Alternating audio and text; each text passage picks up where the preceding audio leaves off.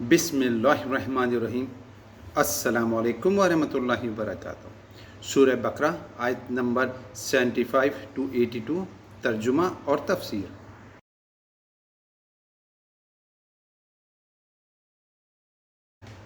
और याद करो जब हमने बनी इसराइल से ऐद लिया था कि तुम नहीं इबादत करोगे किसी की सिवाय अल्लाह की, और वालिदैन के साथ नेक सलूक करोगे। अल्लाह के हक़ के फ़ौरन बाद वालिदैन के हक़ का ज़िक्र कुरान मजीद में 4 मकामात पर आया है। उनमें से एक मकाम ये है, और कर्बतदारों के साथ भी नेक सलूक करोगे, और यतीमों के साथ भी, और मोहताजों के साथ भी, और लोगों से अच्छी बात कहो। अमर बिल मारूफ़ करते रहो, नेकी की दावत देते रहो, और नमाज कायम रखो और ज़कात अदा करो। ये बनी इसराइल से मुआहिदा हो रहा है। फिर तुम इससे फिर गए सिवाय तुम में से थोड़े से लोगों के, और तुम हो ही फिर जाने वाले। तुम्हारी ये आदत गोयत तबीयत सानिया है। अल्लाह ताला ने इनसे इसके अलावा एक और अहद भी लिया था जिसका ज़िक्र बाएं अल्फाज किया जा रहा है। और जब हमने तुमसे ये अहद भी लिया था कि तुम अपना खून नहीं बहाओगे, यानी आपस में जंग नहीं करोगे, बाहम खून रेजी नहीं करोगे, तुम बनी इसराइल एक वहदत बन कर रहोगे, तुम सब भाई भाई बन कर रहोगे, जैसा कि कुरान मजीद में आया है। और ना ही तुम निकालोगे अपने लोगों को उनके घरों से। फिर तुमने इसका इकरार किया था मानते हुए, यानी तुमने इस कौल और किरार को पूरे शऊर के साथ माना था। हज़रत मूसा और हज़रत हारून अलैहिस्सलाम की वफ़ात के बाद बनी इसराइल ने हज़रत योशा बिन नून की क़यादत में फ़लस्तीन को फ़तह करना शुरू किया। सबसे पहला शहर अरिया जोरी को फ़तह किया गया। इसके बाद जब सारा फ़लस्तीन फ़तह कर लिया तो उन्होंने एक मरकज़ी हुकूमत कायम नहीं की, बल्कि 12 कबीलों ने अपनी अपनी 12 हुकूमतें बना लीं। इन हुकूमतों की बाहमी आवेज़िश के नतीजे में इनकी आपस में जंगें होती थीं, और ये एक दूसरे पर हमला करके वहाँ के लोगों को निकाल बाहर करते थे, इन्हें भागने पर मजबूर कर देते थे।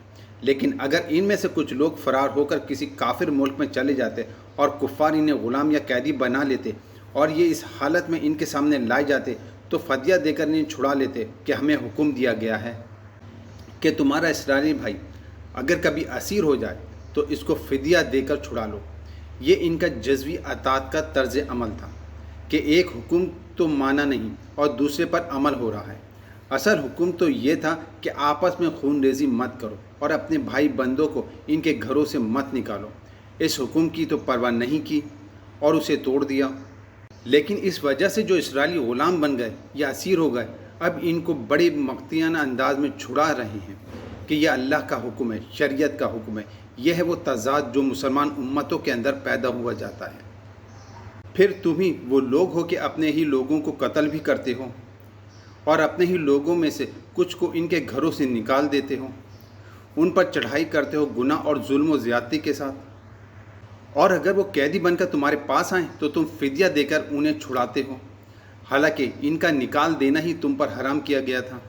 अब देखें, इस वाक़े से ये अखलाकी सबक, मोरल लेसन दिया जा रहा है, वो अब्दी है, और जहाँ भी ये तर्ज़ अमल अख्तियार किया जाएगा, तावील आम के एतबार से ये आयत इस पर मुंतबिक होगी।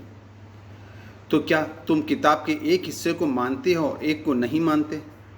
तो नहीं है कोई सज़ा इसकी जो ये हरकत करे तुम में से, सिवाय ज़िल्लत और रुसवाई के दुनिया की ज़िंदगी में, और क़यामत के रोज़ वो लौटा दिए जाएंगे शदीद तरीन अज़ाब की तरफ। और अल्लाह ताला गाफिल नहीं है उससे जो तुम कर रहे हो।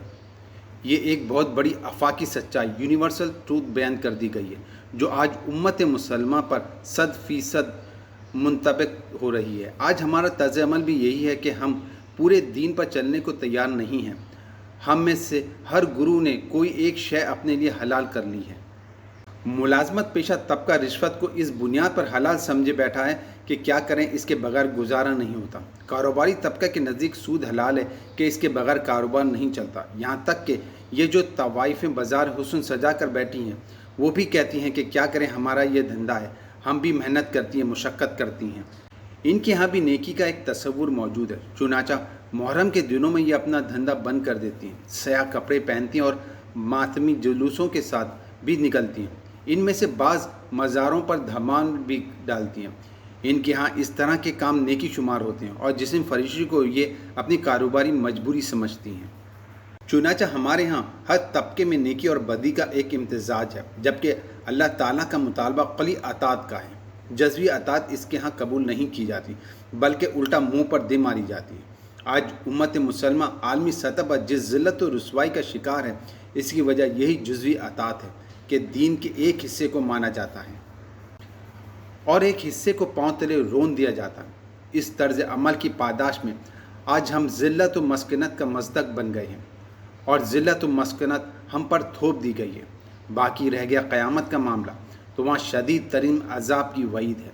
اپنے طرز عمل سے تو ہم اس کے مستحق ہو گئے ہیں، تاہم اللہ تعالیٰ کی رحمت دستگیری فرما لے تو اس کا اختیار ہے۔ آیت کے آخر میں فرمایا، اور اللہ غافل نہیں ہے اس سے جو تم کر رہے ہو۔ سیٹھ صاحب ہر سال عمرہ فرما کر آ رہے ہیں، لیکن اللہ کو معلوم ہے کہ یہ عمرے حلال کمائی سے کیے جا رہے ہیں یا حرام سے۔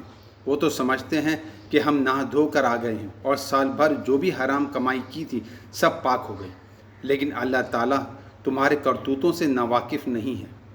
وہ تمہاری داڑھیوں سے، تمہارے اماموں سے اور تمہارے ابا اور قبا سے دھوکہ نہیں کھائے گا۔